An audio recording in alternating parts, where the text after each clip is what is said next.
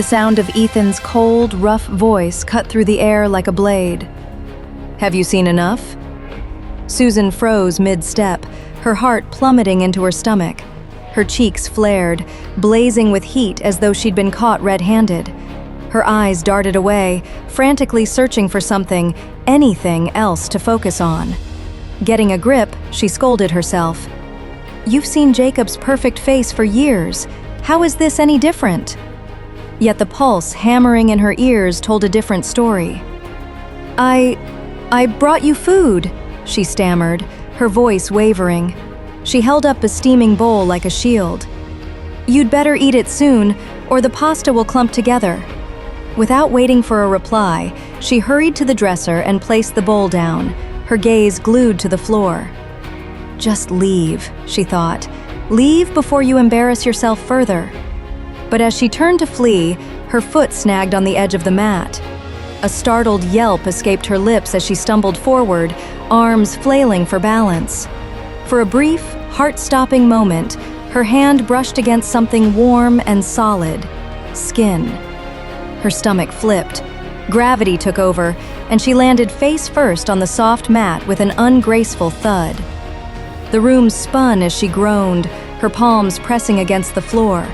She opened her eyes, and her breath hitched. Her gaze followed the length of Ethan's long legs, past his towel, now conspicuously absent, and "Ah!" she shrieked, slapping her hands over her eyes. "Why did you drop the towel?" Ethan's voice was colder than the air conditioning humming in the background. "I've never seen a woman as shameless as you." Mortification surged through Susan, tightening her throat. "I didn't mean to," she cried, her voice cracking. "I tripped on the mat." Ethan's dark eyes bore into her, his arms crossed over his chest. "I've walked on that mat every day and never tripped once. Do you expect me to believe that excuse?" Her lips pressed into a tight line, humiliation swirling into defiance.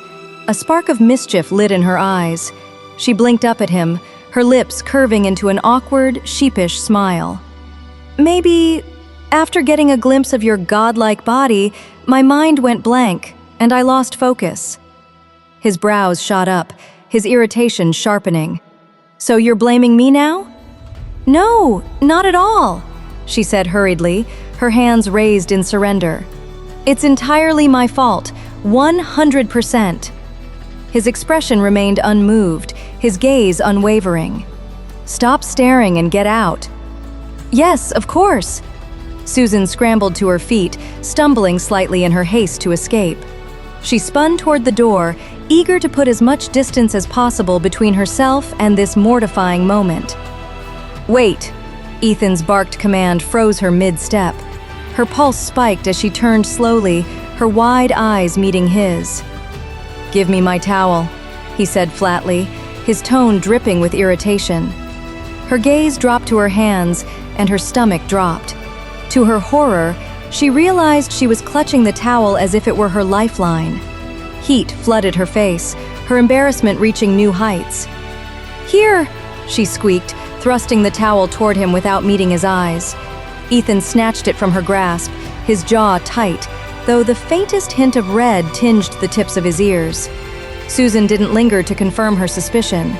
She bolted out the door, slamming it shut behind her. Leaning against the closed door, her chest heaved as she struggled to calm her racing heart. A small, mischievous smile tugged at her lips. Was he embarrassed? The thought warmed her, despite the mortifying encounter. Back in her room, Susan flopped onto her bed, the events replaying in her mind like a scene from an awkward sitcom. Her cheeks burned anew at the memory of her stumble. I can't believe that happened. A sharp knock on the door snapped her out of her thoughts. Her body tensed as her pulse quickened. "Can we talk about this tomorrow? I'm tired," she called out weakly, hoping he'd let it go.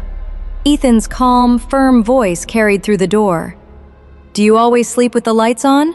Don't make me use the key." Susan sighed, dragging herself to the door. When she opened it, Ethan stood there, his posture rigid, even in casual gray pajamas. The faint scent of aftershave lingered around him, clean and subtly spicy. His shirt was buttoned high, almost stiffly, covering him completely. His sharp eyes flicked over her. "What are you staring at?" he asked, his tone cutting. Susan's gaze darted up to meet his.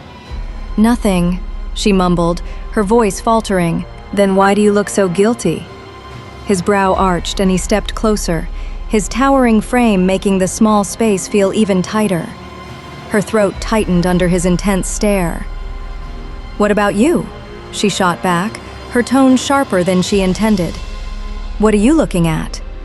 Ethan's lips curled into the faintest smirk, though his eyes remained cold. "I'm wondering how far you're willing to go to seduce me."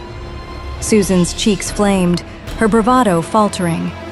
"I wasn't trying to seduce you," she muttered, her voice barely audible. "Could have fooled me," he replied dryly.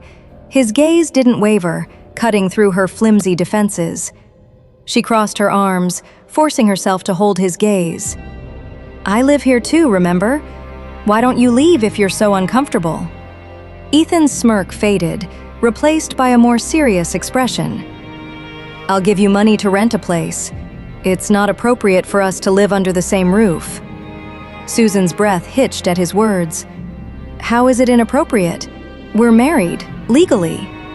His brow arched higher, his lips curving into a mocking smile. "You and I both know why this marriage happened. Don't act like it's anything more." Her shoulders stiffened, but she forced a coy smile, masking her frustration. "Isn't it because I fell for you at first sight? My young heart's been captivated ever since." For a moment, his expression shifted, an unreadable flicker in his dark eyes, but it vanished as quickly as it appeared. Breaking the tense silence, Susan added with a teasing lilt, "You're still mad about earlier, aren't you? You probably feel like I took advantage of you. I get it."